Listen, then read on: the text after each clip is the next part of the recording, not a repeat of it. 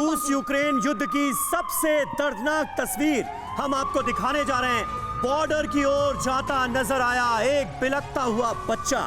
Ukraine से Poland border की ओर जा रहा ये बच्चा, ये तस्वीर जिसने भी देखी उसका दिल दहल गया। बच्चा अपने माता पिता से बिछड़ चुका है, इसकी आंखों में आंसू हैं। बच्चे के हाथ में कुछ खिलौने और चॉकलेट नजर आ रही हैं और ये पोलैंड की ओर जाता हुआ नजर आ रहा है। ये तस्वीर देखिए। तो तस्वीरें हम आपको दिखा रहे हैं। एक तरफ जो पहली तस्वीर आप देख रहे हैं, एक छोटा बच्चा जो कि अपने परिवार से अलग हो गया है और रोता बिलखता वो आगे पोलैंड की तरफ बढ़ रहा है। वहीं दूसरी तस्वीर जो हम आपको दिखा रहे हैं ये उस बच्चे की है। कल ये तस्वीर आई थी, ये अपने माता पिता को छोड़कर अकेला ही सीमा पार करके, यूक्रेन की सीमा पार करके पोलैंड पहुंचा था। तो ऐसी त्रासदी की कहानियां निकल कर सामने आ रही हैं और बार बार ये तस्वीरें यही अपील कर रही हैं कि युद्ध चाहे जो भी करे, नुकसान बच्चों को ही होता है, आने वाली पीढ़ियों को ही होता है। ये जो सो कॉल्ड कोलैटरल डैमेज जिसे कहते हैं, ये तस्वीरें निश्चित तौर पर हर किसी को परेशान कर रही है। लेकिन द्वितीय विश्व युद्ध के बाद सबसे बड़ा शरणार्थी संकट कैसे पैदा हो रहा है उसकी जानकारी भी आपको दे देते हैं। दूसरे विश्व युद्ध के बाद सबसे तेजी से बढ़ने वाला संकट इस वक्त है, क्योंकि यूक्रेन से 12 दिन में, यानी कल तक का आंकड़ा है, 17 लाख से ज्यादा लोगों का पलायन अब तक हो चुका है। और यूरोप में सबसे तेजी के साथ बढ़ने वाली शरणार्थियों की संख्या भी है। देखिए, युद्ध के बीच 40 लाख लोग ऐसे हैं यूक्रेन से जो पलायन कर सकते हैं, जैसा अनुमान जताया जा रहा है। अभी लोग अपने रिश्तेदारों और दोस्तों के पास जा रहे हैं खुद को सेफ रखने के लिए। युद्ध और बढ़ता है तो लोग टेंट में रहने के लिए भी मजबूर होंगे, कैंप्स में जाएंगे। पलायन की रफ्तार 2015 के पलायन संकट से बहुत बड़ी हुई है। 2015 आपको याद होगा, सीरिया, अफ्रीका, अफगानिस्तान से 13 लाख लोगों का पलायन हुआ था। गरीबी और युद्ध के डर से यूरोप में बड़ी संख्या में शरणार्थी पहुंचे थे। और अब जो तस्वीर देखने को मिल रही है वो ये बता रही है कि उससे भी बड़ा ये शरणार्थी संकट सबके सामने है। बिल्कुल, और बड़ा शरणार्थी संकट है और लगातार लोगों को पलायन हो रहा है। और कुछ और ग्राफिक्स के जरिए हम डाटा आपको दिखाते हैं कि इस युद्ध संकट में जो मासूम है उनके आंकड़े क्या कहते हैं। 3,78,000 बच्चे रूस यूक्रेन युद्ध से प्रभावित हुए हैं।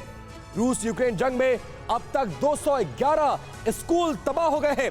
दो देशों के युद्ध में अब तक 38 बच्चों की मौत हुई है, जबकि 71 बच्चे घायल हुए हैं और इसकी संख्या आगे बढ़ने की आशंका है। बेसमेंट, मेट्रो स्टेशन में छिपे हुए हैं मासूम बच्चे और इन जगहों पर छिपकर अपनी जान बचाने को मजबूर हैं।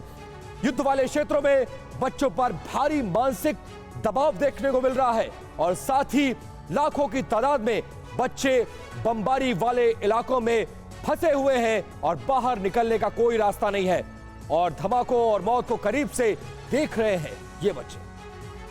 बिल्कुल, और पलायन एक बड़ी त्रासदी बन गया है। यूक्रेन से तमाम लोग लाखों की संख्या में पलायन कर रहे हैं और कौन कौन से मुल्क इनके जरिया बने हैं पहुंचने का, शरण देने का, वो आप देखिए। यूक्रेन से पलायन लगातार जारी है और पोलैंड का आंकड़ा जो है वो सबसे ज्यादा है, यानी सबसे ज्यादा यूक्रेन के लोग पोलैंड पहुंचे हैं युद्ध की विभीषिका का सामना करते हुए। इसके बाद स्लोवाकिया का नंबर है, 1,28,000 से ज्यादा जो यूक्रेनियन लोग हैं उन्होंने शरण ली है स्लोवाकिया में।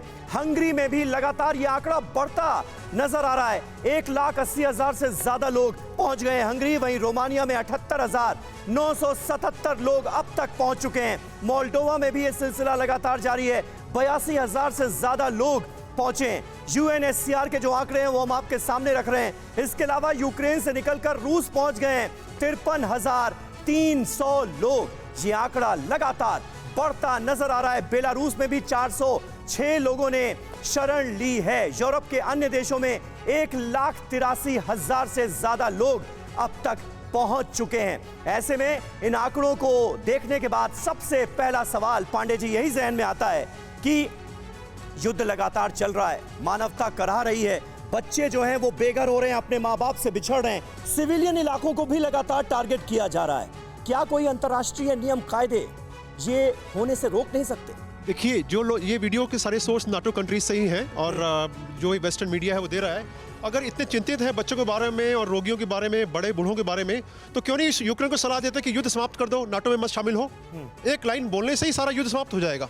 तो इसकी प्रतीक्षा क्यों कर रहे हैं? वो ये दिखा रहे हैं कि कितना मानवीय सीमाओं को लांघा गया है, लेकिन उनको रोकने के लिए क्या करना चाहिए वो नहीं ये कर क्या वेस्टर्न कंट्रीज की कोशिश है रूस को विलेन के तौर पर पेश करने की, और इसी वजह से जो भरोसा रूस चाहता है वो नहीं दिया जा रहा है और सब कुछ किया जा रहा है? देखिए, इसमें कोई शक नहीं है कि पूरे विश्व के अंदर कोई ऐसी संस्था होनी चाहिए जिसकी बात सब लोग माने।